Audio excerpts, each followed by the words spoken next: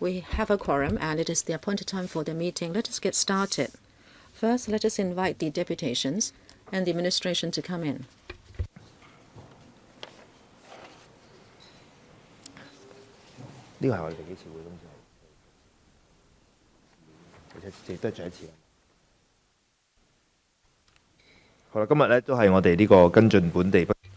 This is the 7th meeting of the subcommittee to follow up issues relating to inadequate housing and relevant housing policies. This is also our last meeting, so we are very glad to have the deputations join us today.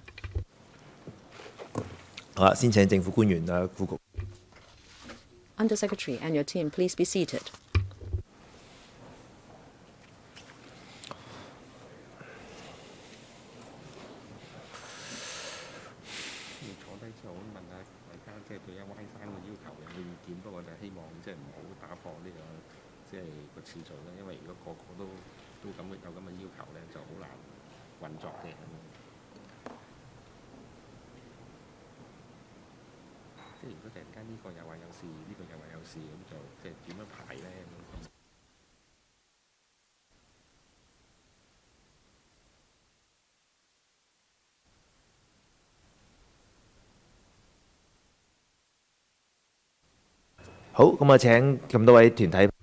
Deputations and individuals, please seat according to the nameplates.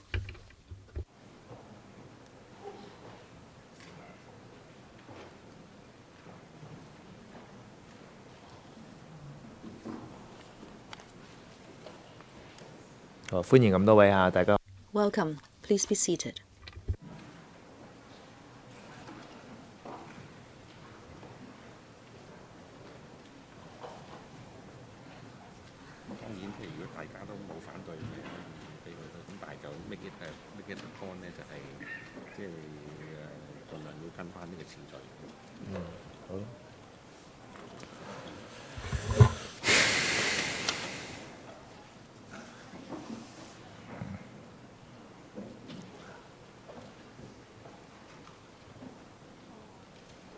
Okay, so please be seated. I see many familiar faces. This is the 7th meeting of the subcommittee. We have arranged for 4 hours of meeting today to listen to deputations and individuals on their views on inadequate housing and other relevant housing policies. There will also be time for exchange with the administration. Altogether, 61 deputations and individuals have registered to speak, but then there are 2 organizations which are not attending, have submitted submissions. In order that there will be enough time for members to listen to deputations, there will be 2 parts to this meeting. Our meeting will end at 12:30, but at 10:40, we'll take a break of 10 minutes, and then we'll start again. I'd like to remind deputations and individuals, if you'd like to use the microphone, please do so. But if you like to listen to the English channel, it is in channel 2. Channel 1 is Cantonese, channel 0 is the floor, and channel 3 is Putonghua. Since we have a big group, everybody will have 3 minutes. I'd like to remind everybody that your remarks made here and your submissions are not protected or exempted under the Legislative Council Powers and Privileges Ordinance. Also like to draw your attention to the notice to people attending meeting at the Legislative Complex or people in the public gallery listening to our meetings. That notice has been sent to you in the letter from the Secretariat. A copy is also tabled. I'd like to remind deputations and individuals again, if you have a script, please write your name on it, and when you leave, please hand it to our staff, because it will be for our future reference. And you know your order of speaking, and we will call upon you according to that order. Also, I know there is one Mr. Y, right? Where are you? He says that he would like to speak first, and I'd like to know whether you find that agreeable. Okay, if you're agreeable, then Mr. Y. Okay, shall we give the floor to him first?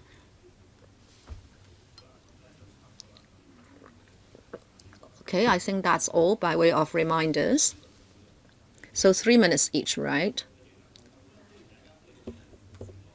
And also, I'd like to tell you that we have officials from the Transport and Housing Bureau. I'd like to thank you for attending the subcommittee meeting on behalf of the subcommittee. This is our last meeting, but the issues raised will be followed up at the housing panel. But first, I'd like to thank you again for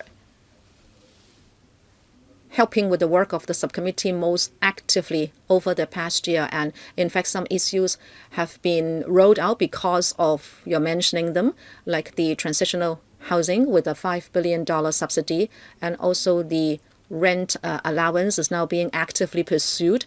And also under the CCF, we have a maintenance scheme for subdivided units.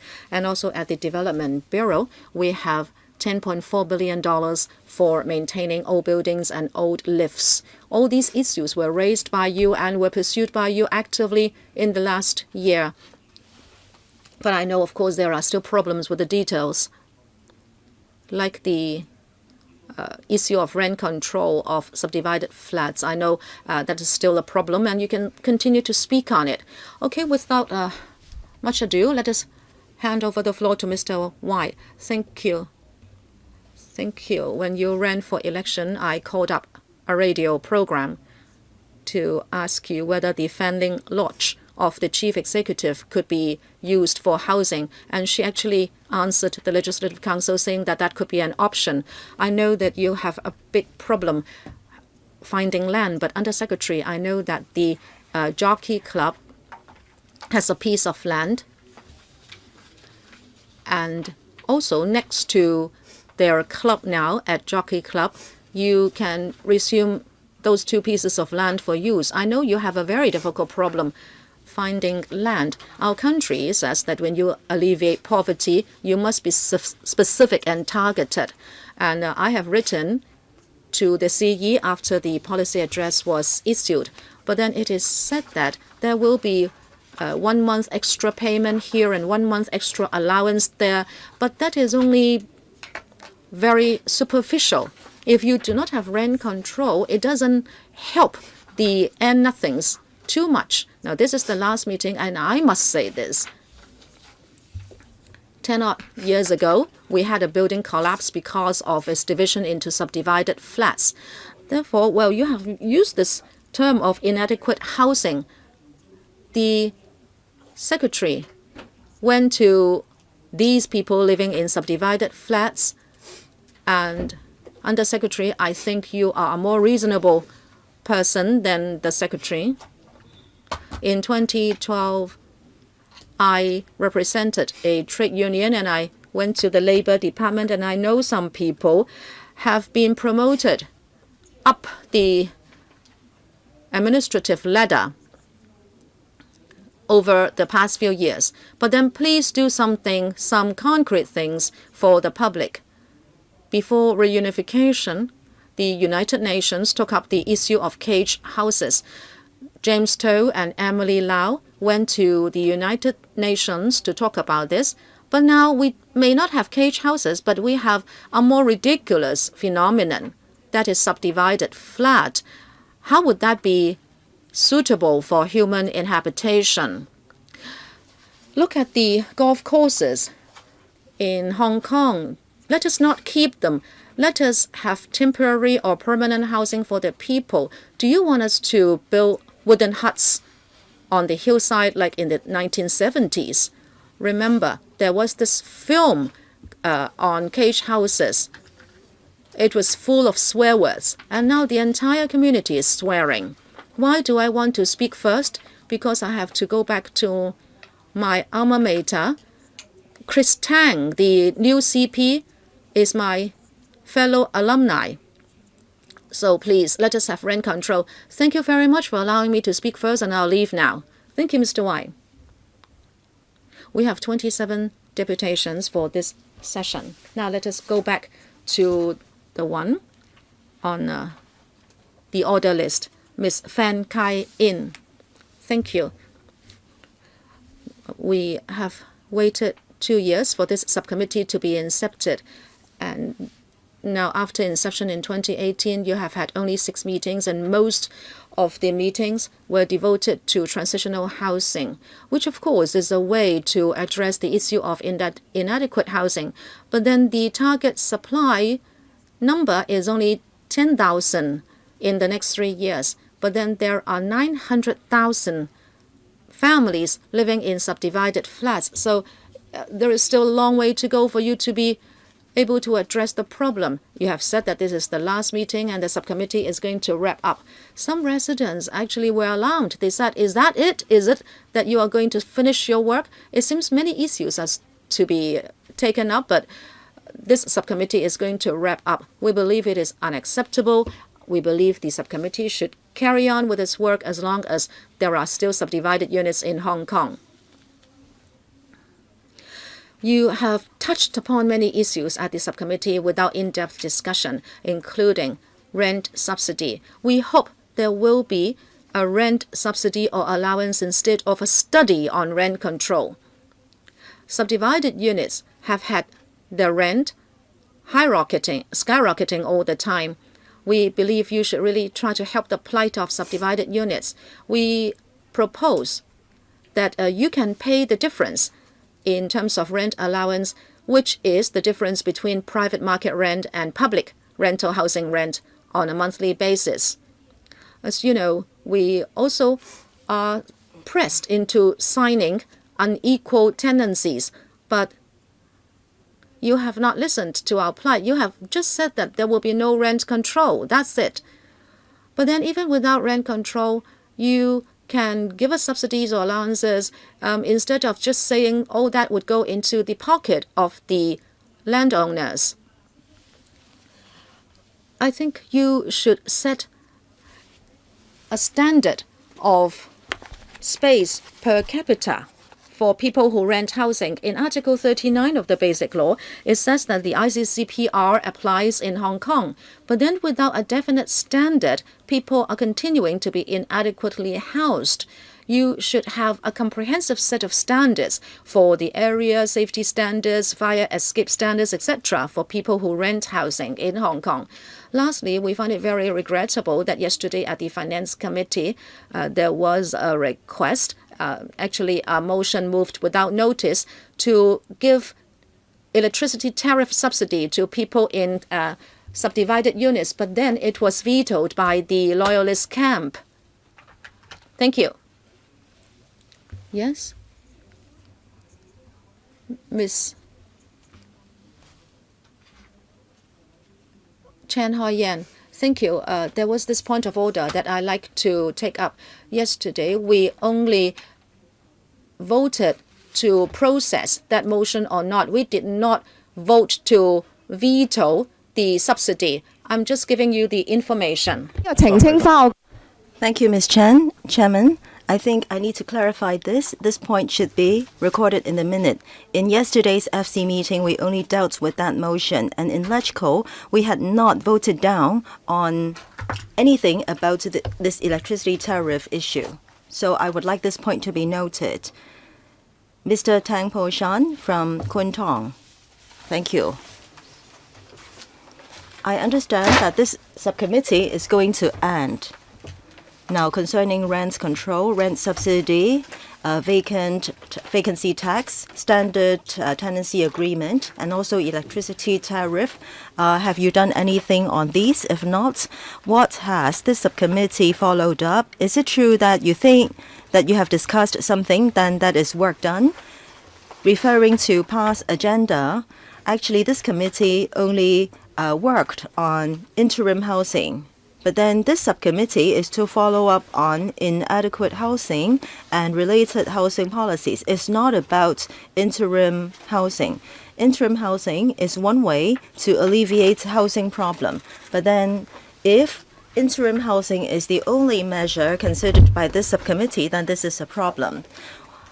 The community has been striving for rent control for many years, but there has not been any discussion. The officials had not given an account on that, and tenants had been asked to leave, and there is overcharge of water and electricity tariff. There is no guarantee, no protection on tenancy agreement. What has the government done?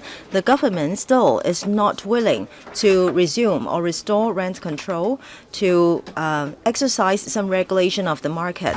The government blindly worships the free market, and this is cheating itself.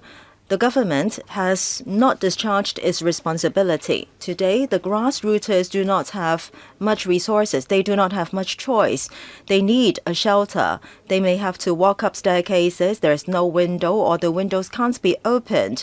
You should not consider the area of the flat. Sometimes the kitchen and the toilets are located together, and in some cases, the wall of the toilet is not up to the ceiling.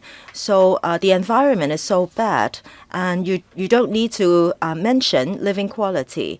I think living environment of Hong Kong people should not deteriorate continuously. What is the minimum living conditions for Hong Kong people? There should be a consensus, and the government should try to live up to that. Under the UN, there should be basic living or housing opportunities, equal opportunities, and so on. And then for these 7 standards, they are being localized into 35 indicators, and a questionnaire survey is done. For example, hygiene, basic facilities, equitable tenancy agreements are the basics, and the government should have these implemented so that members of the public can have minimum living quality. And also, finally, I would like to talk about the 5 demands. If there is no democracy in society, the government will not live up to people's requests. Next, Ms. Wang Xiuyin. Thank you, Chairman. For subdivided units or inadequate, inappropriate housing, well, this problem is a very serious problem here. I don't think you need to doubt about it. In the district, we can see that people have to walk up many steps for 100 odd square feet, and the rent is around $6,000, $7,000. In the past few years, the government did not do much to help. The government said that public housing supply should be increased, and there should be more interim housing and so on to handle this problem of inadequate housing. However, this kind of one-way approach or unilateral approach of the government is useless. The long-term housing strategy some time ago put forth a housing production target, but then now the government is saying that they cannot catch up. And for interim housing, even if there are 10,000 units to be built in the coming 3 years, for subdivided units tenants or households, they are facing very bad environment day after day, and this is like a boundless or endless hell. The government is talking about providing more public housing units, but there is no solution to solve problems in the private housing market. That is the biggest problem. So we suggest a few things. First of all, there must be the resumption of rent control, which includes the guarantee of living rights and also rent protection and other details. For example, there should not be overcharge of water and electricity tariff. Now, over 110 units of electricity being charged, that is very common. And for some tenants, they have to pay high electricity tariff and also fuel surcharge. This is unreasonable. But on these points, the government did not do anything about that. Now, if you talk about housing supply, it is not a solution that can meet the needs of the current situation. Secondly, I do agree with the previous 2 deputations. Housing standards are very important, which are lacking in Hong Kong. We have many ordinances, for example, the Fire Safety Ordinance and other ordinances, which protect the safety and of the unit and also an appropriate living environment. However, the government departments do not do an adequate job of monitoring, and very often they do not follow up adequately, and there has not been enactment of legislation adequately. So we suggest that there should be Hong Kong housing standards so that we know what future housing should be like. It is not only about provision of public housing. Now, at the end of the day, they may sell all the public housing units under the green form scheme. So I'm regrettable to hear that this is the last meeting of this subcommittee. Residents and deputations have been waiting for a long time to have this meeting of this subcommittee, and we have been looking forward to this public hearing for a long time. However, many agenda items are not included, so how can the problems be solved? Thank you. Next. Mr. Lee Tai-shing, Chairman, I think we all treasure this last 3 minutes because in this term there won't be another chance for us to make our points. All the deputations, including myself, find it regrettable, but perhaps, Chairman, you will say that the issues can be followed up at the housing panel, but there isn't this kind of agenda item. So we really feel regrettable. Is this the usual way of the government? So the government does not listen to any problems and just considers that the problems are resolved. There are so many problems in the housing policy. I think 3 hours may not be enough for me to make all my points. The government is proud of social housing or shared housing scheme and so on. Mr. Chen Fan said that it is at least good to do a little bit of work. So now there's the need for having 5 units to operate a certain project. And when it comes to conscientious housing, sometimes people can only offer 1 to 2 units, but we need 5 in order to apply for manpower. And there is no manpower support and any resource support for the early stage work. So there's only the external model, but there is no actual operation. Now, government officials, have you really looked into these schemes? And concerning APs and so on, there is no support at all for the early stage work. Many property owners are willing to help, but they can't. So when it comes to subdivided units, when Reuters come to Hong Kong, they want to take some pictures of the subdivided units and cage homes instead of the Great Buddha. So there is no rent control, no supporting facilities. Money itself is not enough to solve the problem. And recently, tear gas was also often used, and at in the district, some households have to move because of TG, and they are homeless. And what kind of support did the government offer them? Nothing. The whole family needs to stay in other friends' places, and there is no interim housing support.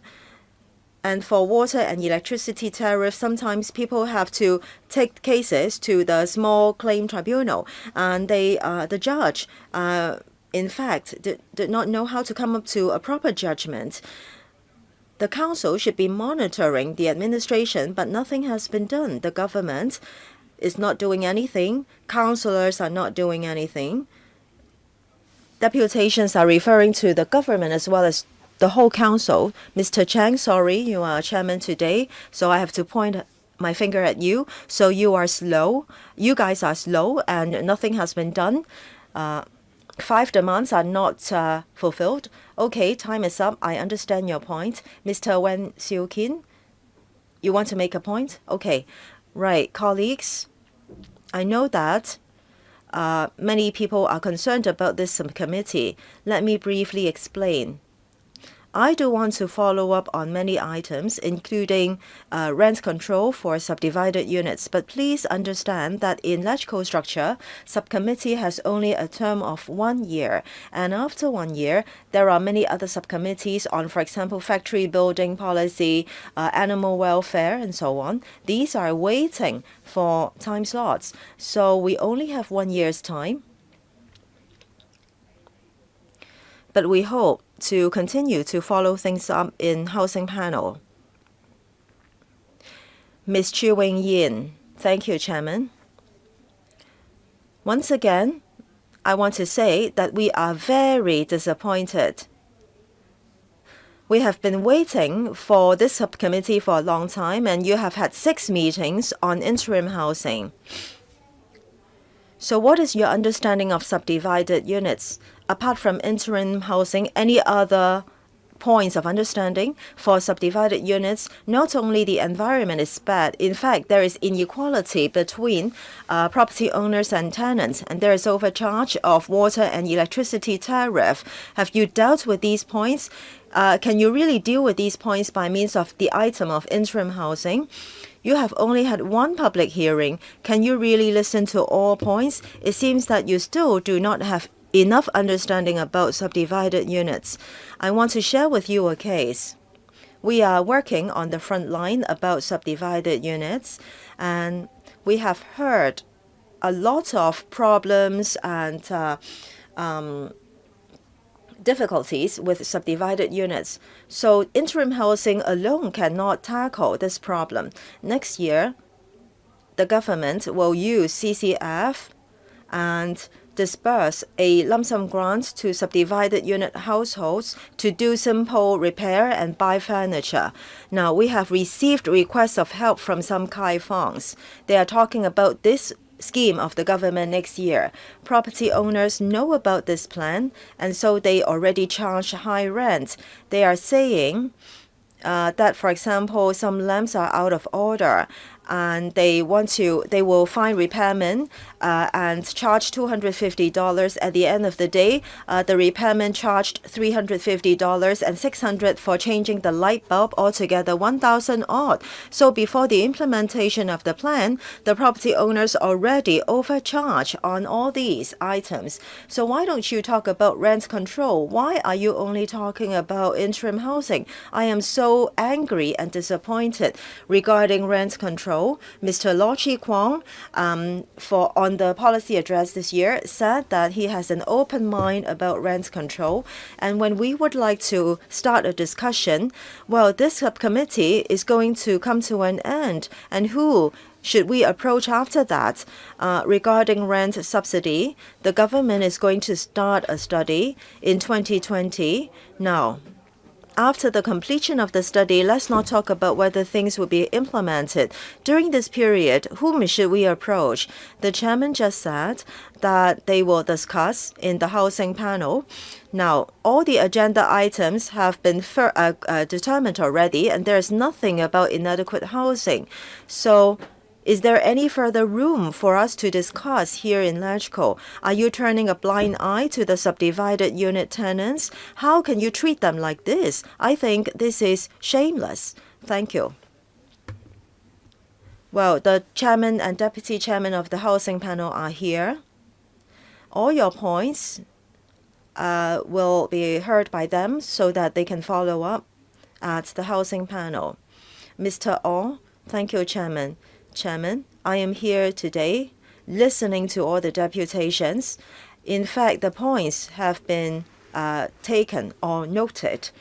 For LegCo, we do have our way of deliberation, and I do understand your points about the functions of this subcommittee. I have 2 suggestions. First,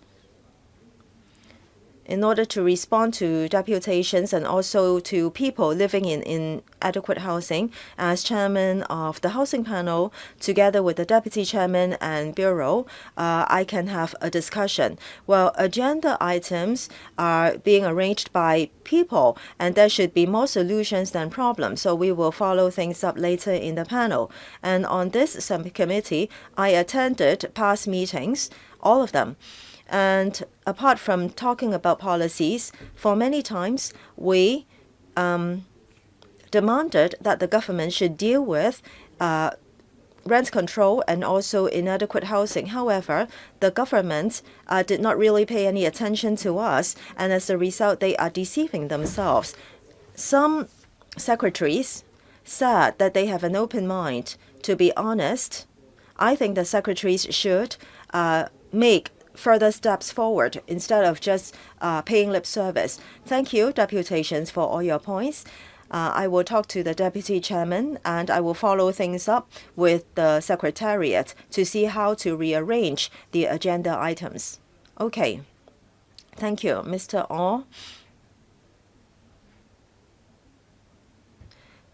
I think we should make good use of the time to discuss rent control and subdivided units. I just want to remind you that there are still many opportunities for us to follow things up, but we should not waste time here.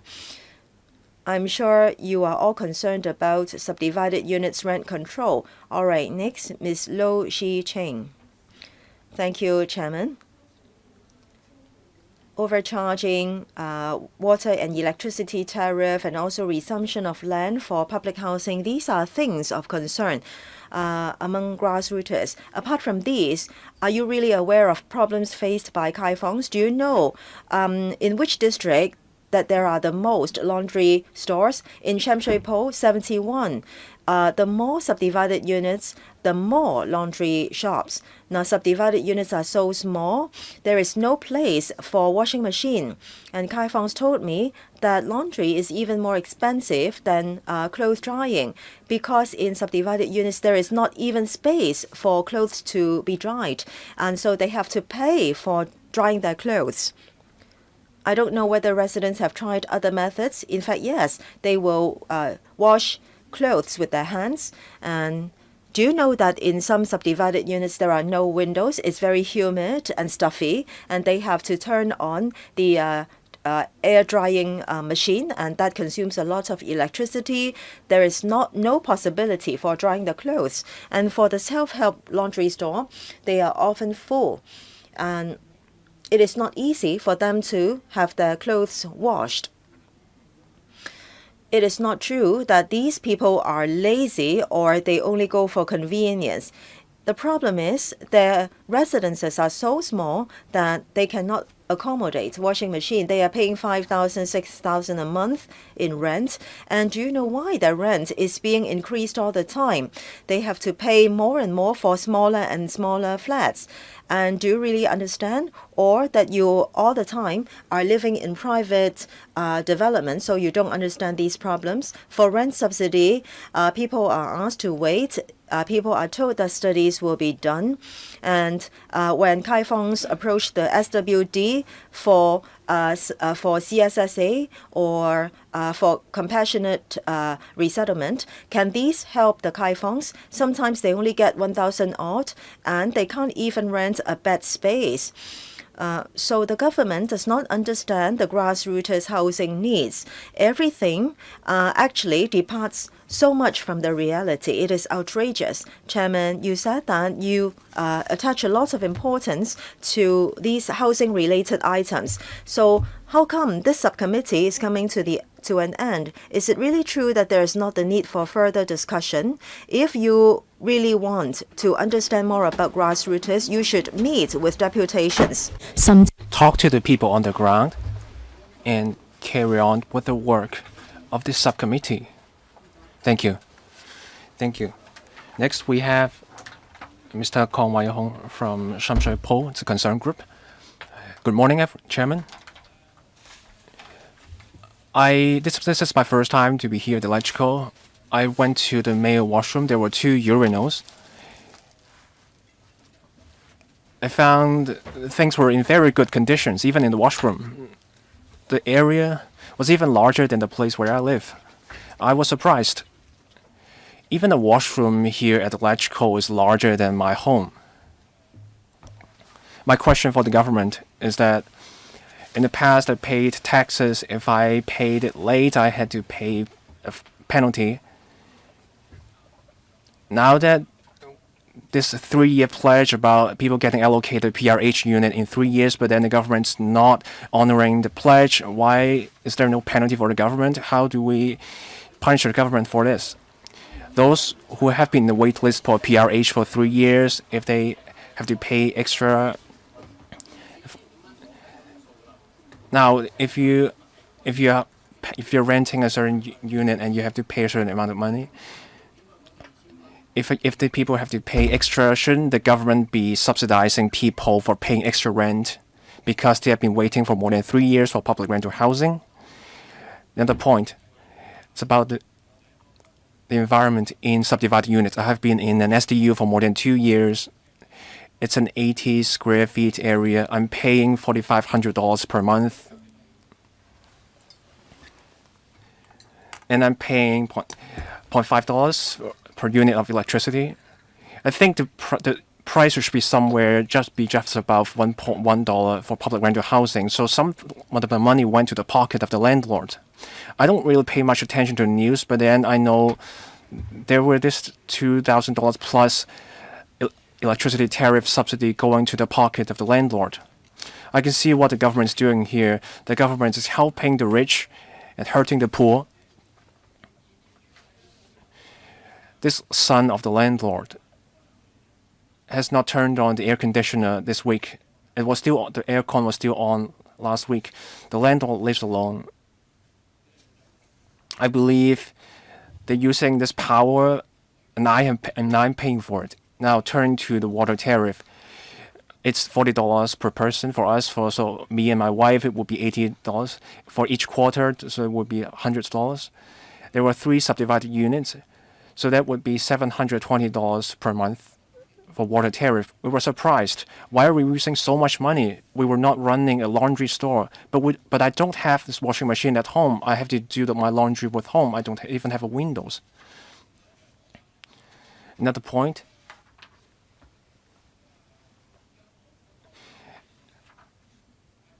My wife. I'm sorry. We have to end it here. Thank you, Chairman. Next, we have Chairman of Labour Party, Mr. Kwok Wai Kin. Hello, everyone. Let's look at this anti-extradition bill movement. Beijing and the SAR government have been saying that there are deep-seated conflict behind this movement, housing problems. But look at housing problems. We have been talking about this issue for so many years.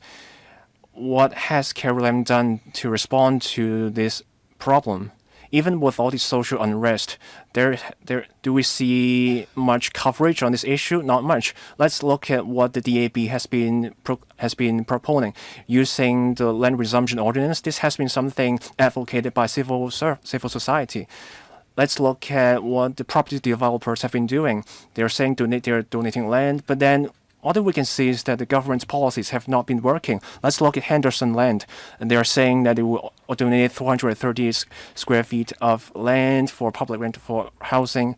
I think the pro-establishment camp has been very happy because they're saying this is better than nothing. Finally, we're doing something. But then this land has been sitting idle for so many years. Why has it not been resumed for housing development? Why hasn't there been any vacancy tax? Let's take an example of a certain residential unit for transitional housing for a 3-year term. We should be grateful, but then given the vacancy, it has been vacant for so many years. Has there been any vacancy tax? The third point, let's now talk about the private developers anymore. Let's talk about the public bodies, Urban Renewal Authority. We're talking about 27 units for transitional housing for the HKCSS. If we never had this subdivided units issue, we wouldn't be aware that there were so many vacant units all along. But why aren't these bodies rolling out these vacant units to solve the housing crisis? The fourth point, MTR Corporation. It's even more outrageous. They talked about transitional housing, 155 units. We're talking about something in Tai Po. It's the staff quarters of the MTRC has been vacant for more than 10 years. There was news coverage more than 5 years ago saying we were wasting resources. The vacant housing units, staff quarters. My question, if you don't want to mess with the major property developers, then you have the URA, the MTRC. Then why aren't you doing something with the resources of it at the hands of URA and the MTRC? Why haven't you taken back this housing unit in Tai Po? And you're just talking about transitional housing, people staying there only for a short term. The issue here is that the government is not doing anything they should be doing. But then when they're actually doing something, it's always in drips and drabs. When is Caroline stepping down?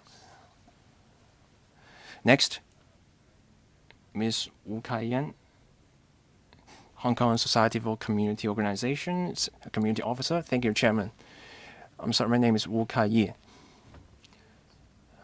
Want to focus on this subdivided units in industrial buildings. Want to share something with you. It's from my experience. There was this residents from the rooftop structures in industrial buildings. They're trying to move out. We have been trying to get in touch with landlords, trying to look for housing in the same district. We realized that for those units in the same district, even if they're 7 or 8 story high, it's $6,000, $7,000 per month. For these residents with a disadvantaged background, they have to move to industrial buildings again. We asked them if they knew the landlords got the orders to have the people move out. The landlords were saying, well, it's fine, we're still going to let you stay here. But then we know the landlords will go back on their words. But then what you end up is tenants who have to look for housing in a hurry. We hope that when the government is doing all these inspections, shouldn't there be support measures? If you want to clamp down on people living in industrial buildings, we get that. There are 5 safety hazards. You can accommodate people in transit centers when there's a natural disaster, but then given these irregularities, violations of rules, what do we do about that? If you don't have a timetable for resettlement, you only have tenants moving from one industrial building to another. These residents are almost invisible, but they are still staying in these dangerous industrial buildings. Another point, the government is saying that they don't have information on these residents. If the government is really serious about helping resettle these residents, and the government has no idea who these people are, how can you plan? Let me talk about transitional housing in the industrial buildings. 2 years ago, the government talked about this. The government said it wanted to convert industrial buildings into transitional housing. The secretary, there was an official talking about this 2 days ago, but then it was all talk. We see many industrial buildings are in urban areas, but if you could really, but how many buildings do you really see with their titles concentrated in a single building? Not many of them. Should be thinking about how to help the landowners to break even if they're running transitional housing. Maybe you can do something about the subsidy so that it's linked to the fee they charge later on about transitional housing. I'm sorry for overrunning. For many industrial buildings, there has been a change in the land use for residential use. Maybe the government can start with these. There are only maybe 120. The planning department is also doing something, a 5-year exercise. It's a study into the land use of industrial buildings. Maybe they can ask landlords where would the titles scattered all over the place. And about other buildings, even if they can't be used as public rental housing, can they be used as transitional housing to show that the government is actually committed to the cause? Thank you. Next one, Mr. Chu Kwok-wai from a concern group on public housing. The Housing Authority also said that by the end of 2019, it's 5.4 years if you're on the wait list for public rental housing. There are around 260,000 people on the wait list. People have to wait for more than 5 years for public rental housing. The chief executive mentioned this in the public policy address that they would increase public rental housing for people. We are behind this idea, but then this target gets us worried. In the past, I think over the past year or so, let's look at transitional housing. The number is just about 1,600. If you want to get 10,000 units in 3 years, there will be a huge challenge. The government has invited the housing society, the URA, and other parties and community organizations to get their views and get them to support this, and it has also raised the funding to $5 billion. But the running of these projects have been left to the NGOs. That's a huge challenge. We support NGOs to take part in transitional housing projects, but the government should also play a more proactive role. Say, some projects can be handed to the housing society or the URA, these professional bodies, to do the development, and then after the projects are developed, the operation can be handed back to the NGOs. That should make things easier for NGOs. Apart from funding, there's also land issue, modular housing. We recommend that the government should rationalize land for modular housing, the vacant land, or maybe converting vacant, idle school premises. Another point, in terms of social housing, we don't have many such units. There are only around 400 units, and they're from private units. Apart from Yu Kwang Chun from the housing society, shouldn't we get more measures? There should be economic incentives so that landlords maybe can lease out units to the NGOs. Final point about industrial buildings, someone just mentioned. The government was saying that industrial buildings can be converted or redeveloped for public housing. Maybe one way to look at it is to use it for transitional housing. The housing authority did something in Taiwan. They reconverted industrial buildings, and it turned out to be around 200 units. It's one way to look at it, one approach to look at it. It's something the government can do. Thank you. Next, Mr. Kwan Lim. Thank you, Chairman. Many people brought these points up just then. This subcommittee on inadequate housing, not much of substance has been agreed on, but this is coming to an end. It's a shame. But I hope the panel on housing can cover stuff like tenancy control, the standard tenancy contract, and other stuff. I hope the housing panel can talk about this. I hope there's something will come of it instead of just having us here doing all the talking. I hope the panel on housing can cover these issues. My question: we know that in the past, subcommittees can extend their term. Is it possible at this point, say, can we extend the term of this subcommittee for another 2 or 3 months so that we can talk about this a bit further? Second point, I see officials here, Undersecretary Dr. Raymond So, and other officials from the Transport and Housing Bureau.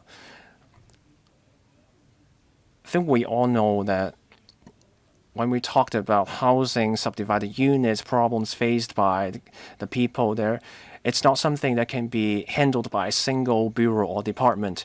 Take, for instance, resettlement policies. Say, industrial buildings, there are many people living in subdivided units, so people living in rooftop structures. There have been forced evictions on multiple occasions.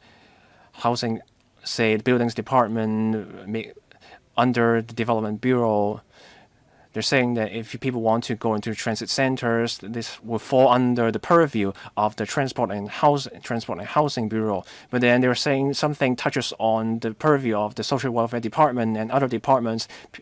Departments have been passing the buck. But then nothing gets done. Nothing, issue goes nowhere. People living in these units getting evicted. Is there anything the government can do so that these people who are evicted can be resettled? Finally, tenancy control.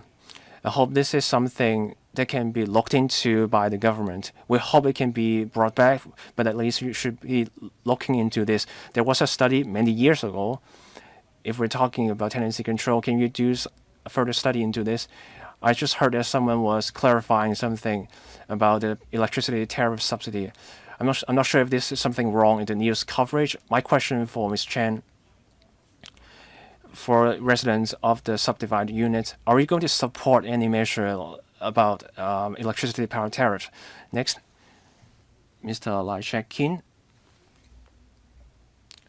Hello, good morning.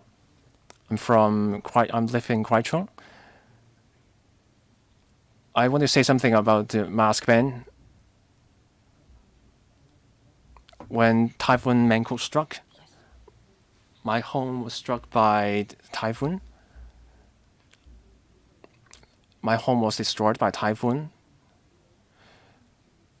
I called many different government departments for their views on what happened to me. I didn't get a response. This mask ban,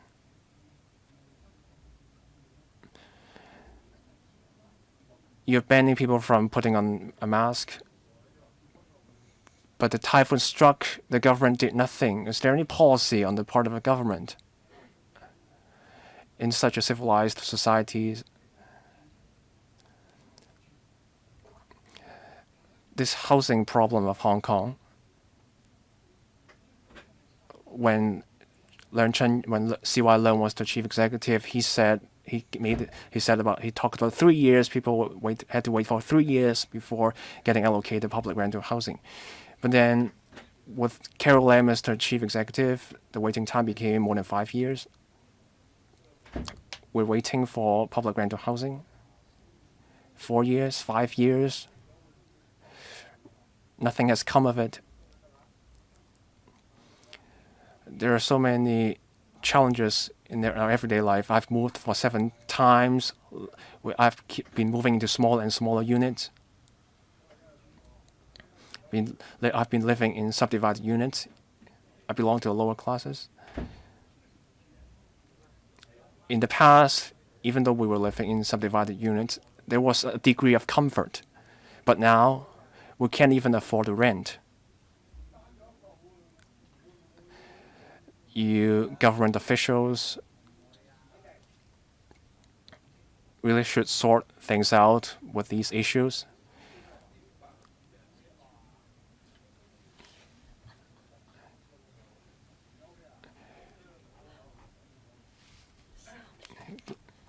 Things can't go on like this. This is all for me. Thank you, Mr. Lai. Next, Ms. Wong Ching Sum. I'm from a concerned group on ethnic minority rights from Kwaichung.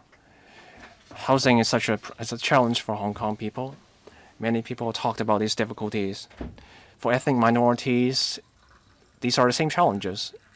The ethnic minority residents we talk to, landlords and real estate agents were worried that these ethnic minority people were on CSSA. They're not sure if these ethnic minority people could afford to rent, so they refused to lease out their units to these ethnic minority people. The landlords also worried about communication problems, linguistic barrier. Even if the EM residents could rent a unit, many of them are on CSSA. The amount of the handout from CSSA is not enough for the rent, and these ethnic minority people. They have a hard time paying all the bills. The CSSA is a safety net for the poor people, and we should allow them to have dignity even if they are poor. We'd like to make the following 5 proposals. We hope the subcommittee can consider them, and you should take these up in coordination with other subcommittees and panels, because this may not be the forum for tackling all these work issues. Number 1, there should be resources for the Equal Opportunities Commission or NGOs, so they can publicize equality to landowners and brokers and other people. And secondly, you should increase public housing supply. Number And also, when you build housing, you have to respect the culture of EM, who usually have large families. Please build large housing units for them. Number 3, you should review the rent allowance under CSSA so that it is at a reasonable level. And number 4, for those who have waited for 3 years for PRH, there should be a rent subsidy. And the subsidy should be the difference between private market rent and PRH rent. And these should be issued quarterly so that the landowners will not find an excuse to increase their rent. And also, we ask for rent control. So landowners will not be free to increase the rent as they like. And so that tenants will not be at the mercy of landowners. Mr. Rashad Minhas. Thank you, Chair. I know the subcommittee will be wound up very soon, but when legislators and officials are here, I'm sure you will take our voices to other committees for follow-up. I'd like to tell you what is happening in Hong Kong society. Well, it is like that there are many things happening in Hong Kong society. The most important thing is that there is an uneven distribution of resources, and land is one of the big issues. I'd like to say something about this, and because I don't know whether officials understand this. At the Housing Authority, the smallest unit is 55 square feet. It is going to be a crowded family. Usually EMs have families of 5, and we are always living in a crowded condition. And a 300 square foot unit in the urban area, how much rent do you have to pay? Do you know that? And if they cannot afford it, then they have to work many jobs. This is one of the problems. And then I'd like to make some proposals. If we have large families, and now we have a smaller supply of large units in PRH, and then we have no support if the families are split up. But in fact, we have many vacant school buildings which can be converted into large housing units so people can be helped. Legislators and officials, you may say that this is an example that in the 1970s, 1980s, we have had the spirit of the Lion Rock, and so people worked hard to get a better living. But then at that time, people had a dream. Now young people have no dream because they see no prospect. That is why they go for mutual destruction. And this is a very big problem. Some people may say, okay, if you want to burn, you burn yourselves. Don't say you burn with us. But if everybody in society is going to be affected, well, look, it is not that we don't have money. It is just that you don't use the money to help the disadvantaged. And EM is within the group of the disadvantaged. Very often, our voices are not heard. But we all Hong Kong to do good. And if that's the place, well, that is the responsibility of officials. But in society, people put the responsibility on legislators because they should speak up. But then officials are paid, and they should help Hong Kong society to become better. Let us try to do that together. Thank you very much. Next, Ms. Yu Dong Mui from Kwai Chung. Thank you, Chair. I know this is the last meeting of the subcommittee, but it doesn't mean that we will not have subdivided units anymore when the subcommittee is gone. I hope you will continue to handle these issues on other forums. I'd like to talk about inadequate housing and the help they need after disasters. In the last 2 years, we have had major typhoons. Well, this year we had the number 8 typhoon signal hoisted, especially those who live in unauthorized building works on rooftops and podiums. Well, any such storms will mean a disaster for them. We have seen residents having their roof blown off. And if they live in UBWs on old tenement buildings, an entire piece of concrete can sprawl, and it might hit some people. But the administration doesn't give them a lot of help. And there are these three main categories of problems. Number one, they do not have a lot of information. And I'm not only talking about residents, but even at our organization, it's very difficult for us to find information on post-disaster help. In fact, what kind of assistance can you give us, and what is the way to apply for it? We ourselves don't even have the information. And we have discovered that the rescue centers are not really helping, because there should be 48 temporary relief centers, but they are concentrated at squatter areas. However, in the old urban areas, there are many unauthorized subdivided flats. And I'm really talking about Pt1, Kwai Chong, and there is only one temporary relief center in each of these districts, but we need more of them in these old districts. And also, we hope you will open up sport complexes and community centers for people to go and seek refuge during storms. And also, residents could apply through social workers to go to reception center, but I think there is only one in Pt1 now. If people lived in the urban area and they have to move into Pt1 reception center, it means a great change to their daily lives. So I hope the administration can do more with assistance post-disaster. Thank you. Next, Ms. Wong Wen-Ki from Concerned Group of Pt1 Industrial Building Subdivided Flats. Chairman, I'm not Wong Kang-Ki, but Wong Wen-Ki. Sorry. Many members talked about rent control, but the administration is still saying it has to study into it, and people are waiting for it on end. We hope that in the short term, can we have standard tenancies? Many subdivided flat unit people are signing tenancies of all forms and sizes. Some are bought from stationery shops, some are formulated by owners. So there are such a big array of different tenancies, and it's very difficult for tenants to be protected.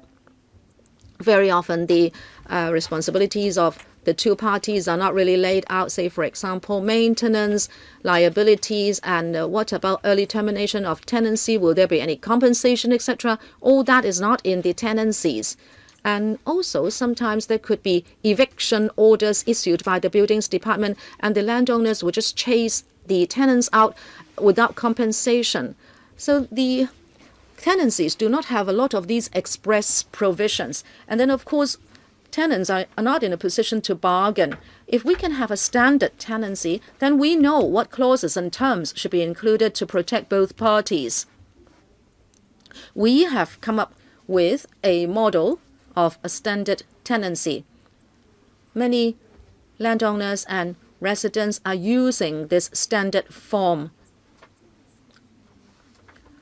The difference between this and those bought at stationery shops is that we have more terms and conditions. We have included a ceiling of rent increase, maintenance, liability, meaning that structural damage should be the responsibility of owners. And then if it is furniture bought by the tenants, of course, the tenants will be responsible for them, and also a compensation for early termination, etc.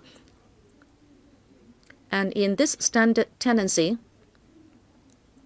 we are also saying that there should be consent on the part of tenants before owners can inspect the units. I hope you will take reference from this standard tenancy that we have drawn up. We propose that the tenancy officers of the Rating and Valuation Department and the district offices should help to promote this standard tenancy. But I know it can only be voluntary, and I hope that the relevant authorities can monitor whether owners are really taking up this standard tenancy. We have seen that there have been meetings held on the sale of HOS units before the paying of premium, and the Housing Authority has taken our standard tenancy for reference. So indeed, people are using it. I'm just asking whether instead of us doing it in private, can the administration uniform the practice? And I hope the subcommittee can carry on its work before this problem goes away. Next one. From the Alliance of Residents in Subdivided Units in Kwai Chung, Mr. Long Wai Lam. Chairman, I have lived in a subdivided unit for 10 years. I have seen a housing unit divided up into 4, 7, or 8 subdivided units or compartmentalized housing. I fear that I would be burned during my sleep because when the weather changes, the administration might not know that there are so many subdivided units in one housing unit. All of them are independent because they have their own electricity wiring, and if there should be a fire, many people would die. You should legislate to say how many units can be subdivided in a housing unit. Sometimes there is full occupation, and in summer everybody turns on the air conditioner, and there is not even space for walking through the unit. I have seen very narrow space indeed in these subdivided units. There is no fire hose, no fire extinguishers. Every subdivided unit seems to be on their own. Well, I don't know whether you monitor fire service installations at these units.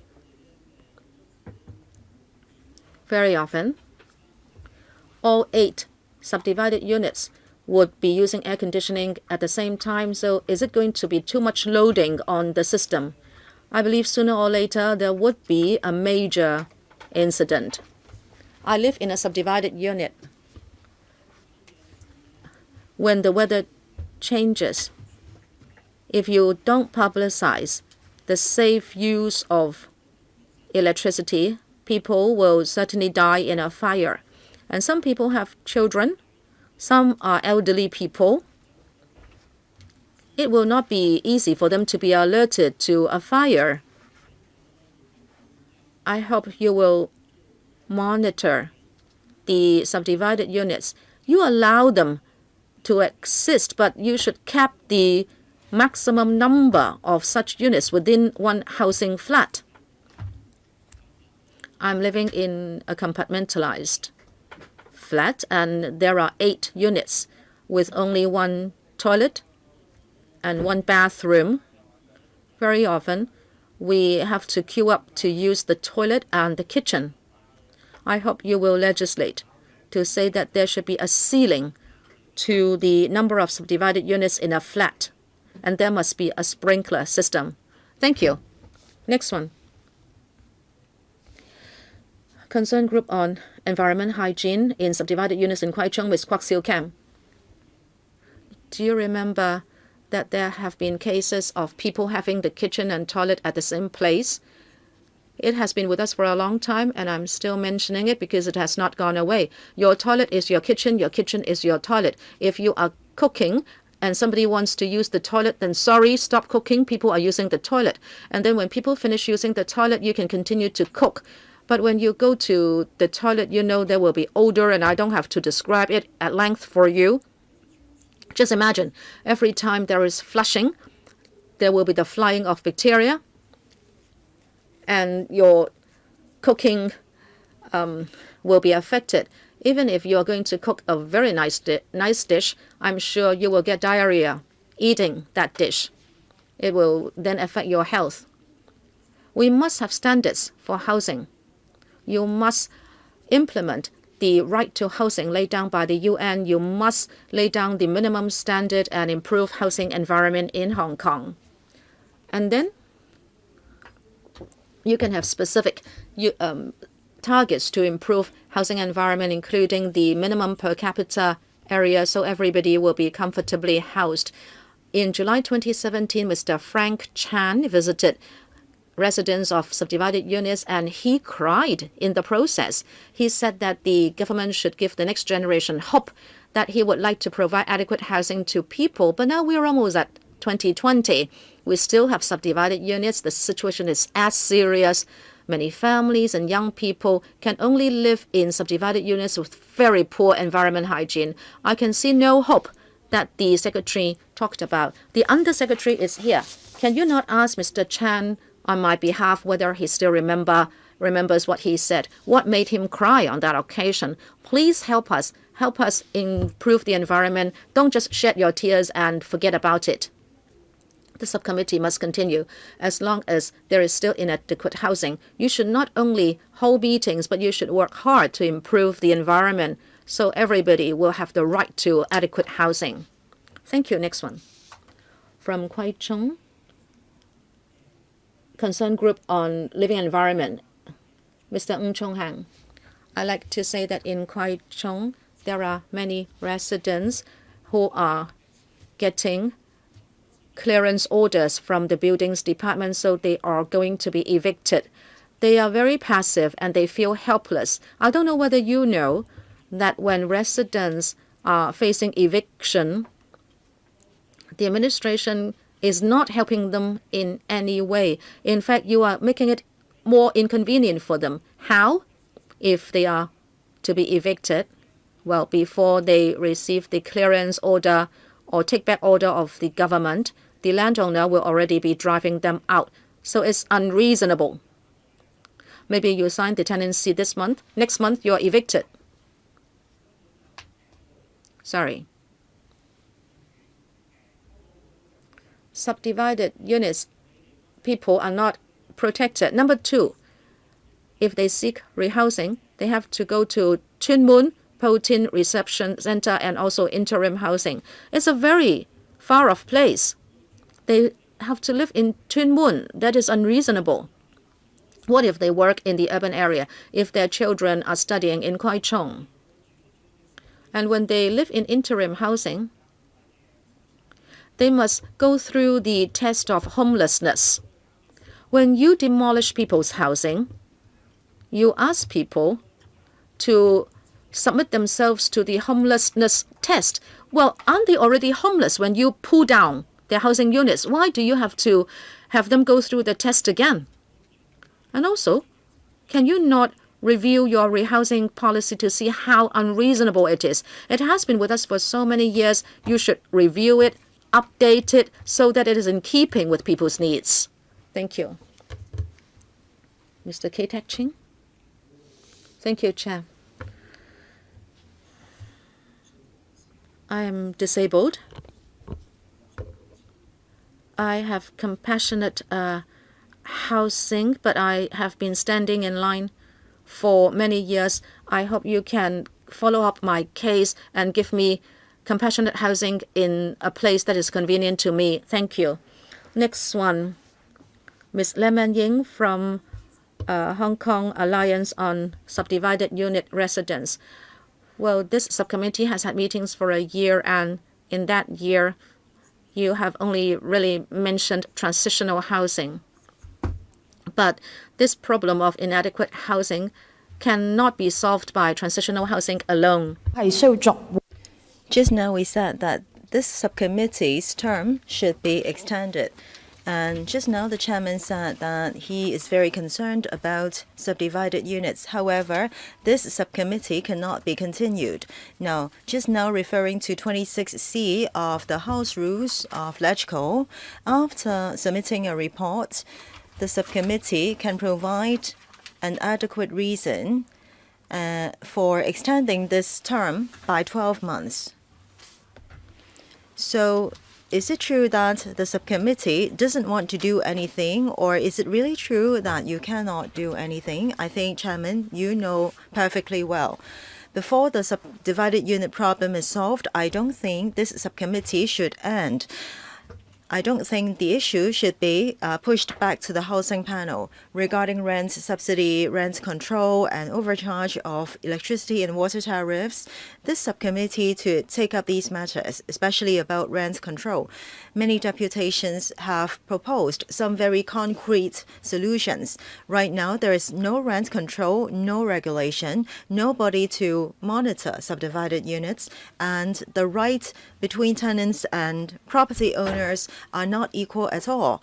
Many tenants are asked to leave, and then property owners are not willing to take up repair matters, and there is annual increase of rent. When it comes to problems in the unit, very often property owners are not willing to repair. And when I asked how the deliberation went, the tenants said that I have no solution because they are the property owners, I'm the tenant, I am forced to accept the situation. That's because there is no regulation and there is dire inequality between the rights of property owners and tenants. And there is no way to protect the rights of tenants in inadequate housing.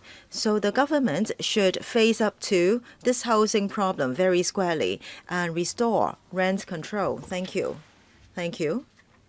Next, Ms. Chung Yun Tong. Thank you.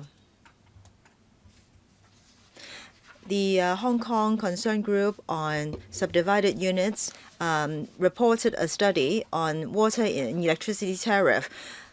So tenants are paying 5 times of that of the normal tariff charged by CLP, and for each cubic of water, they need to pay $14. So even if they use less than the threshold, they still need to pay this minimum fee. So actually, property owners are overcharging, and some time ago, tenants go through the small claims tribunal, and judge said that it is not unlawful for property owners to charge that tariff. Well, everything should be based on the agreement. And if there is other problem, the criminal court will have to deal with it instead of the civil court. And the related organization will do investigation, i.e. the power companies and the water services department. But then the two organizations have been procrastinating. They had not taken any legal action. In some cases of complaints by tenants, the CLP had actually discontinued electricity supply. Is this really reasonable? I think this penalty deters the tenants to sue the property owners. In 2017, Wong Kam Sing, Secretary for Housing, made some remarks, and the magistracy just quoted from that remarks. In drawing up the tenancy, well, all the charging method in relation to water and electricity consumption should be determined, and the clauses should be complied with by both property owners and tenants. This is protecting the property owners. So even if the stipulated charges are higher than that charged by power companies and the WSD, tenants still have to pay that unreasonable or non-standard tariffs. So this shows the deprivation of rights of tenants. The government is not doing anything to help, and they are giving silent consent to property owners to do all these. As a result, tenants' burden increased indefinitely. The government is not monitoring the WSD and the power companies. No positive reply has been given, and this subcommittee has not resolved this problem about water and electricity tariff, and this is already the last meeting. So I would like to know whether LegCo members are helping the grassrooters to alleviate their living burden. Thank you. Next, Mr. Lee. Thank you, Chairman. I work in Yau Chi Mong District in District Affairs. Yau Chi Mong District is the district where there are the most subdivided units. Referring to government data, there are more than 20,000 households, more than 200,000 people living in subdivided units. Now, in recent years, people live in smaller and smaller flats, but paying more and more expensive rent. Now, I'm not referring only to the space, but also to the age of tenants. Young people who have just got married cannot afford adequate housing. Rent is so high. Over the years, there has not been any rent control, no regulation, so that rent continues to rise even when the market comes down. So it is even more stabler than the Hong Kong DUSD peg. So now the trend is about interim or transitional housing. Yes, to a certain extent, it is necessary, but is that the only solution to subdivided units? After understanding problems about subdivided units, well, is this subcommittee going to pass this issue on to interim housing? Well, in our district, there are district offices where 1/3 of residents approach us to ask about safety of subdivided units, and we cannot really give an appropriate answer. We just said that the government is going to launch interim housing, but most residents cannot be housed there because of insufficient quota or eligibility criteria. A lot of residents live there, but is there enough space for the rehousing of them? This is one problem yet to be resolved. One resident just said, or just referred to safety. I think this is something that government and LegCo need to discuss. In Prince Edward District, last year there were 4 fire accidents related to subdivided units, and there was fatality. So I want to ask, in our society, well, even safety is a problem. So why don't you give more attention or emphasis to this matter? Why are you just ending this subcommittee's work? Many residents said that they would like to have a stable rent mechanism to protect them. At the same time, I think subdivided unit tenants lack bargaining power. Yesterday, it was mentioned that there is electricity tariff subsidy. However, subdivided units tenants are not included. Since 2012, community organizations have been saying that subdivided unit electricity tariff is unjust. So why is it that this matter is still subcontracted to the 2 power companies? Why can't this subcommittee follow things up before ending your work? Next, Ms. Chen Hai-Pui. Thank you, Chairman. I am concerned about rehousing policy. Now today I would like to talk about subdivided units in industrial building, rooftop flats, and unauthorized building works. Now, it is very difficult to start the rehousing procedure because tenants are in a very passive position. When tenants receive the property owner's eviction notice or the buildings department notice, only then can the rehousing procedure start. And these two things seldom happen. And even when there is a demolition order, well, it will take a long time for actions to happen, and as a result, there are many unlawful consequences.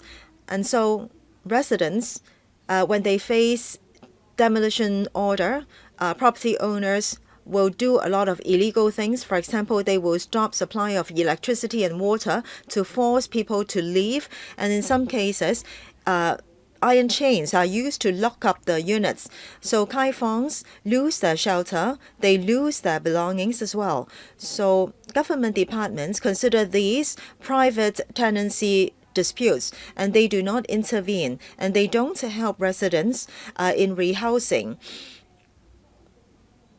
So Kaifongs cannot even be rehoused in temporary shelter. As a result, they have to move to places where the living environment is even worse or even illegal residences. So the rehousing policy is like non-existent. So we can make some suggestions. First of all, without a comprehensive rehousing policy, please suspend the law enforcement action, which does not cover cases with imminent danger. Secondly, if you are to issue demolition order to inadequate housing, the buildings department must also issue closure order as soon as possible. There should not be indefinite delay to kaifongs. Some property owners are not aware of legal resumption of residence procedure. So instructions or guidance should be given to property owners so that they should do it in a legal way. Sometimes they do not have the knowledge, and as a result, they just fall into the legal net inadvertently. And then tenants can also be protected from eviction. Now, if residents are lucky enough to get into the rehousing procedure, then they have to go to or move to the Pt1 accommodation center. Well, this is not humane. So I hope that vetting will be done only when these people are being rehoused in interim housing. Thank you. Next, Prince Edward Subdivided Unit Tenants Concern Group, Mr. Wong. Thank you, Chairman. Where is Mr. Frank Chan? Can anyone tell me? This is the only public hearing, but Frank Chan is not here. Now, in the past 5 meetings, only Mr. So, the Undersecretary, attended those 5 meetings. Is it true that Mr. Frank Chan does not have much understanding and concern about subdivided units? Just now, deputations raised a lot of problems concerning subdivided units. I won't repeat those points. More and more young people live in subdivided units, and housing problem among young people is one of the problems that has led to the social unrest. Young people cannot rely on their hard work to get upward mobility. They can't buy properties. They may have to rely on their parents' help. They may have to live with their parents. Parents may have to pay down payment of 1 million for them, and then they can buy property. So if your parents are not that well off, then they will have to live in subdivided units because the environment is too crowded. How can people live together in a small flat? So there are a few things that Hong Kong must do. First, protection of housing rights. So people should not live in such a small area. Property price should not be so high that people can't afford. And the government must separate property purchase and good living. Well, if you want to enjoy good living, you don't need to buy property. In overseas countries, these two things are not necessarily together. However, in Hong Kong, people believe that they need to buy property, they need to invest or even speculate. As a result, property price just skyrocketed. Now, I have 4 suggestions about young people. First, rent control should be restored. This is urgent. Now, housing is scarce and the rent market is so bad. There are so many problems. Without rent control, well, in the past, when there was a war, then rent control was implemented. Why not now? Secondly, the subvented housing market should be separated so that young people can buy property. They don't need to accept speculative price. And then for non-elderly people, well, sometimes young people have to wait from 18 years old to 50, 60 years old to get a public housing unit. Now, the government has a plan about youth hostel of 3,300 odd units, but so far, no unit is being made available. So how can this youth hostel policy benefit young people in Hong Kong? I want a response from Frank Chan. Your time is up. Your time is up. Do you have any questions, specific questions? Sorry. We still have one more deputation.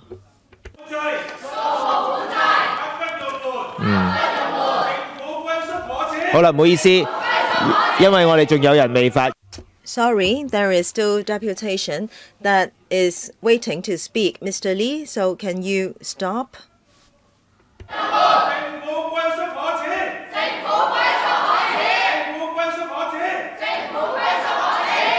好啦，多謝晒嚇。不過咧都 Thank you. Let me remind you There are still deputations coming to speak, and we need to also ask the government official to respond. So please respect people in this meeting room. Mr. Chen? Well, thank you, Chairman. DAB is of the view that housing policy is one of the most important policies in Hong Kong, and I think long-term housing must be incorporated into the policy, and it can help solve inadequate housing. And interim housing should replace that, so that vulnerable groups who still cannot get public housing yet can be given basic housing protection, and they can have affordable housing so that they can live with dignity. Now, I think transitional housing policy is a long-term strategy. It can be provided by private organization, but then HA and HS as public housing providers should play more important and active role in transitional housing. They should not only be in a supplementary role. Now, I think inadequate housing tenants, especially the subdivided unit tenants, face crowded small living environment for a long time.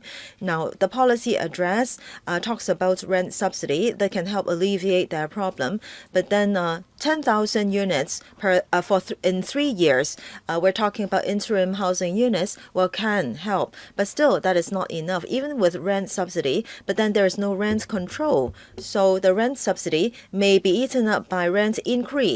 And sometimes the real estate agent relies a lot on oral undertaking, and sometimes tenants will be evicted without adequate reason, and sometimes the deposit is being forfeited with no good reason. So DAB thinks that subdivided unit rent control should be launched as soon as possible, and tenants should be given reasonable housing right so that they will not be asked to leave in an unreasonable way. Thank you. Thank you, deputations, for all your remarks. Now I will ask the Bureau to respond, and I know that some councillors would like to speak, but please make good use of time. We still have 20-odd deputations who will speak in the next part, so let's be brief.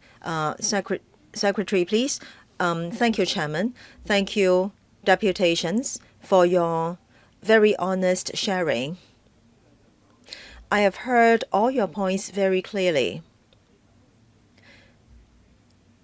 I have noted and taken down all your points and feelings. This is a very complicated issue. From a policy point of view, there are many problems related to subdivided units and inadequate housing that are beyond the Transport and Housing Bureau's portfolio. But we will still relay your points to other government colleagues, and we will then follow things up together. Let me make some concluding remarks on a number of matters. Many of you talked about rent control, rental subsidy, tenancy agreement, housing rights or standards, or standard tenancy, and so on. In past meetings, we already expressed the government's points. I will not go into all the details. Rent control, rent subsidy, standard tenancies are complicated matters and also very controversial. I do understand that you have your requests. However, on other occasions, we have received other objections. In 2014, under the long-term housing strategy consultation, we know that rent control and rent subsidies are very controversial. We want to tread carefully with these issues. Recently, there was this cash allowance scheme. In 2020, by the end of 2020, the government will wrap up this review on regularized cash handout. The Secretary for Labor and Welfare will lead the study.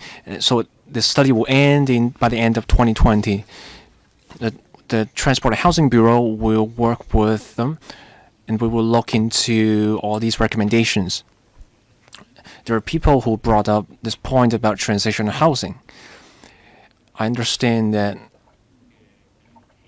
you have expectations of transitional housing, but I want to share with you that transitional housing is not about the government passing the buck.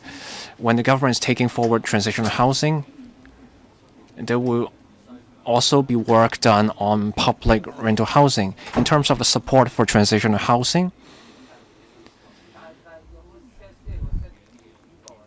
the papers for this subcommittee covered the support measures from the government stepping up its effort.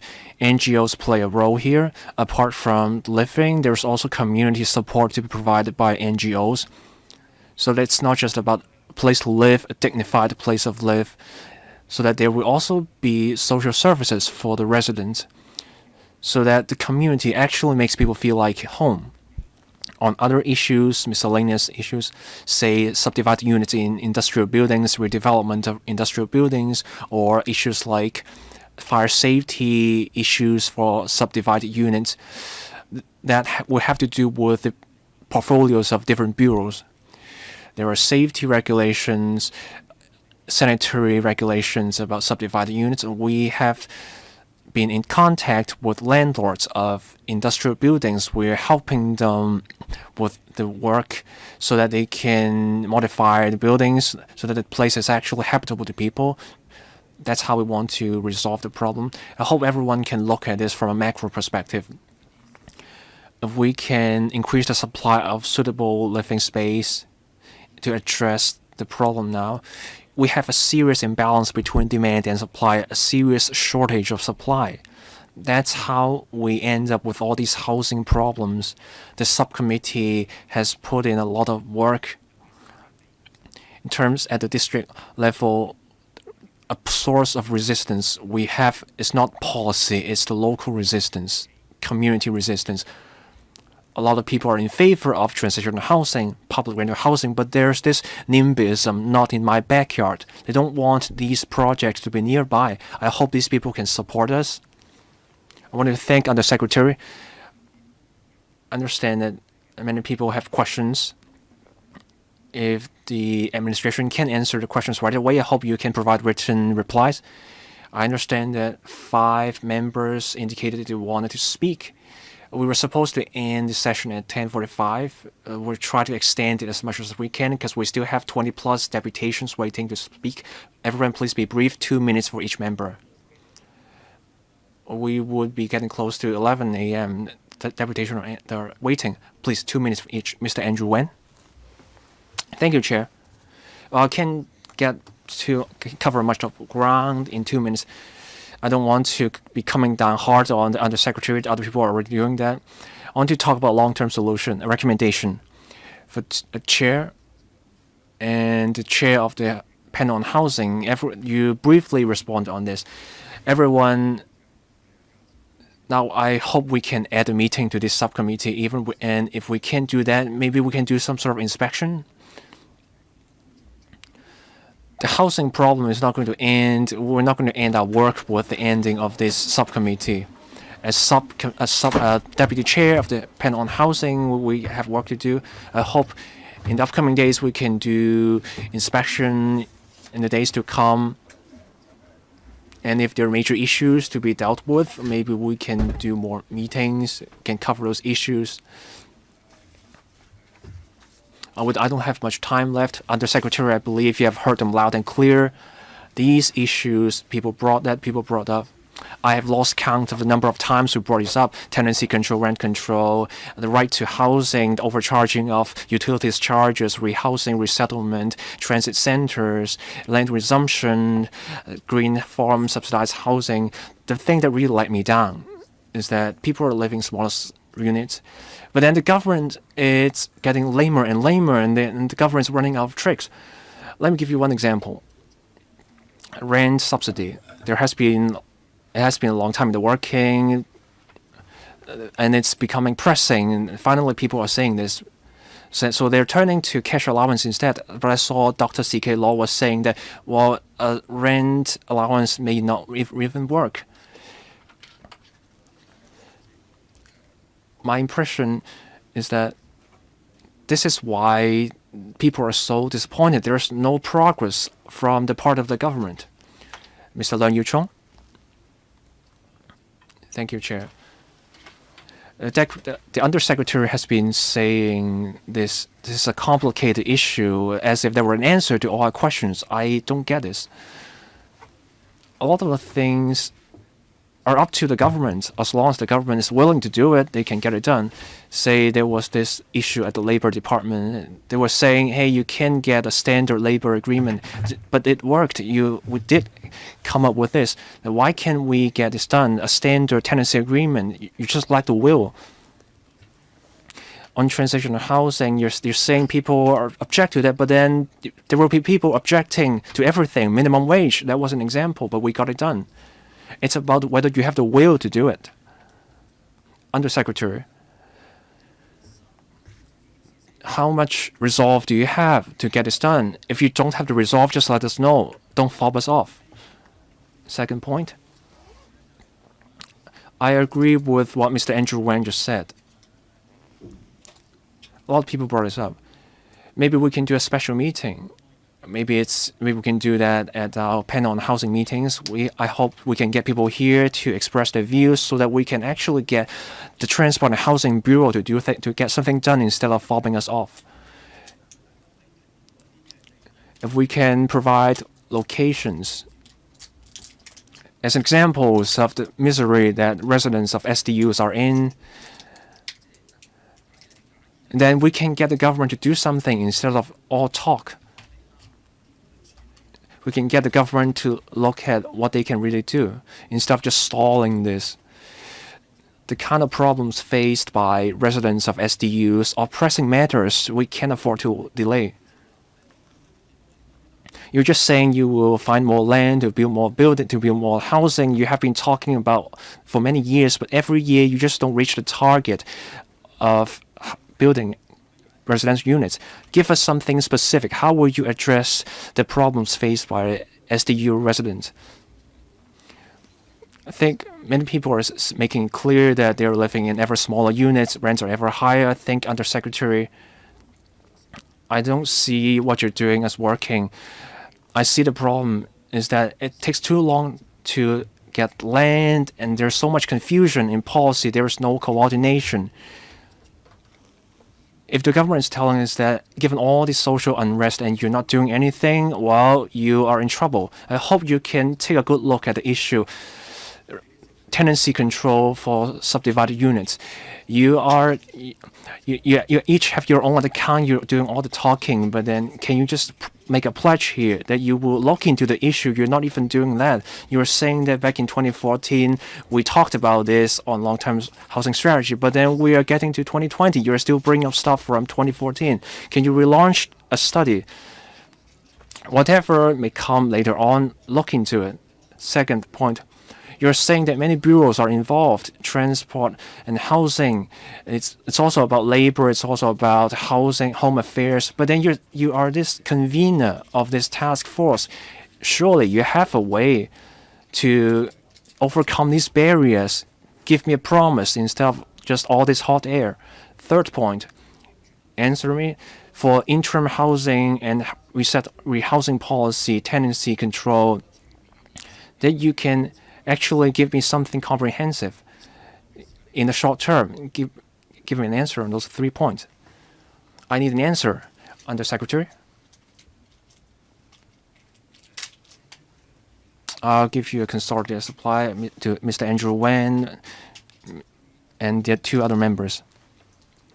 These issues are all interrelated. Let me get to the point from Mr. Leung Yu-chong. Sure, we have the resolve. Undersecretary, could you answer the question? You can address Leung Yu-chong's point later on. I'm sure Undersecretary will get to your point. We have other. I know Mr. Wilson, all you really care about this. People here raise a few points. I hope that the Secretary, Mr. Frank Chen, Secretary of Transport Housing, would do something, and there will be something out of the talking. Maybe we can do inspections at the panel on housing. The panel on housing has other things to discuss as well. Rent tenancy control for SDUs, overcharging of utilities charges. And third point, housing standards. the right to housing. It has to be defined. Just then, there were 2 points I hope the Undersecretary can respond to. First, the statistics. We have been talking about this a long time. Industrial buildings, the rooftop structures, subdivided units. We can only have a rough idea of what they are. Can we do a territory-wide survey of all these inadequate housing units? We need to get a number on this. In industrial buildings, rooftop structures, other UBWs, the industrial buildings that you have refused to conduct a survey on, all you need a number before you can do the talking. Second, in another logical paper, the HKCSS said that we should support this platform for people in different areas in SDUs. There was this proposal. Can the Undersecretary consider setting up something like an outreach team, a platform for these residents of SDUs for community support and organize them to bring them together so that they can help one another? This is a flawed system. We have a serious problem. You said you have the resolve to do this. It doesn't take much resources. Can you promise that you will set up a team to do social welfare work? Thank you, Chairman. I want to thank the deputations for your views. Just then, many raised the point that you care about the meetings of the subcommittee. I want to say that this subcommittee is under the panel on housing. We specifically focus on inadequate housing here. The discussion doesn't end here. This is a real problem. All of us, the members here, have brought up this issue more than once. We have brought up the recommendations you gave us, Undersecretary.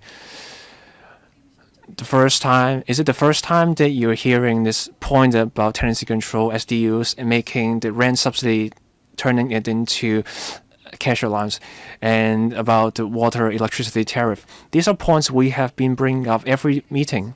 You're hearing this over again. Apart from coming from members of electrical, you also hear this from people from the community, residents of SDUs. They're saying the same things. What's your response? What you were saying just then baffled me. There's no change in what you are saying. I know in policy matters, you can't make changes happen overnight. It takes time. You have to deal with other bureaus. Can you give us hope? Give us at least something like a timetable. Do whatever you can do first. Take the first step. Take public rental housing as an example. You can increase the number of units in the short term, but don't stop there. I've been saying this over and over. We have been bringing this up over and over. Tenancy control, standard tenancy agreement. We're just saying a study into the issue. We're just talking about study, but you're refusing even an issue. You're closing the door. You just heard from the deputations here. It's not just coming from the members. Think about this. If you can't do this now, today, tomorrow, give us a timetable. Tell us something that you find feasible. Thank you. Mr. Abraham Sheikh. Chair. There's not much from me. I've heard people saying they have made these points clear. I visited some residents of SDUs. I saw for myself. It's like back in the 1950s. We didn't have so many undersecretaries back then. Now we have secretaries and all officials. Do they have any notion? Do you know what it's like to be living in subdivided units? Do you know, like for these children when they grow up in SDUs, what is it like to be growing up in subdivided units? Undersecretary said you have the resolve to do, but then you just can't do anything. You have to resolve it, but then you don't have the capability, then that doesn't mean anything to the people. You have the chance to show us your plan. As Mr. Chen just said, can you give us a timetable? Let us know. I want to thank members. I just have a point or two to add. I have 2 minutes as well. I want to thank everyone, deputations, for coming over here this morning. I'm happy to hear that everyone's still committed to this cause. Everyone still cares about this subcommittee. I want you to understand that I have been going through a lot of these papers and information. There are constraints. This subcommittee is working. We have limited time. In the House Committee, there's also something going on. I will talk to Mr. Wilson Orr and Mr. Andrew Wen on ways that we can put forward your views. Of course, I want to carry on the work of this subcommittee, but I want everyone to understand this. For the administration, I want to make it clear that for me personally, transitional housing is a way to increase the supply of units, but there are two major issues. You have to deal with them. The people living in SDUs are living in misery. The rents are still increasing. So just then, members said that rent control is something that should be considered seriously. You may be offering rent allowance. I mean, this involves the Labor and Welfare Bureau anyway. Is any subsidy going to increase the rents? Is this going to end up in the pockets of landlords instead? This is something you have to look into. You can't just procrastinate any further. And there's also this point about standard tenancy agreement. This is something short term that can help people living in SDUs. I hope this is something we can take up at other meetings on other occasions. I hope everyone can understand that there are other deputations waiting as well. If you have other questions, you can also let us know by other means. Under Secretary. Thank you, Chair. I haven't got to the point raised by Mr. Wilson Orr. Apologies. I want to get to the point. This task force has the input and the representatives from different bureaus. We have been sorting things out. We're trying to rationalize things and streamline things so that we can identify issues and get things sorted out ASAP across departments and bureaus. I can make a solemn pledge that we will continue to redouble our effort to streamline the process. I hope you can understand that we do have the resolve to get this done. Otherwise, we wouldn't be putting in so much work. There are other policy areas that are touched upon. There will be review going on.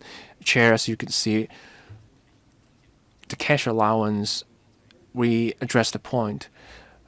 The Secretary for Labor and Welfare will lead the relevant study. The Transport and Housing Bureau will work with them from the perspective of housing. Doesn't mean that we're not doing anything. We're stopping there. So don't get us wrong. We do understand that this is a highly controversial issue. There will be input from us. I understand that when it comes to transitional housing and inadequate housing, everyone has expectations. We will do our work. Maybe you have different views on how well we are doing. I hope you can give us your views, and you can also support us. We need your support, and I mean it. I want to thank you, all deputations, individuals. I want to thank you again for coming here. This is Mr. Abraham Sheikh. I didn't hear what the Undersecretary was saying. This first point. Second, Chair. I was the last one to raise my question. He said different people have different opinions on how they are doing. But this is a question of whether he's doing his fair share, whether he's doing what was expected. It's not just about whether he's doing how well he was doing. My question is, if you think you're doing well, how well are you doing? If not, how are you going to do a better job? We can't just let these officials off the hook. People are coming here on this winter day. We're supposed to represent the people. Undersecretary, can you give us a more concrete response? Can you give us any undertaking? Order, please. Undersecretary. We know that no matter how much we do, we'll never be doing enough. If we have done enough, there wouldn't be all these deputations sincerely sharing with us the suffering of SDU residents today. So having done our best, we'll continue to look for inadequacies and we'll continue to work hard to do our work. I hope you will continue to give us your comments and support. Mr. Shek, thank you for your criticism of us. I'm not criticizing you. I am telling you, you have not done enough. You say nowhere is enough, but then you must try to reduce the suffering of people. Well, we understand that perfectly. Thank you very much for your monitoring of our work. That is going to be our incentive. Okay, we thank the deputations again, but then we'll have the next round, and thank you for coming. There will be different forums on which we can continue to communicate. Now we'll take a break of 5 minutes, and then we'll welcome the next group of deputations. Thank you.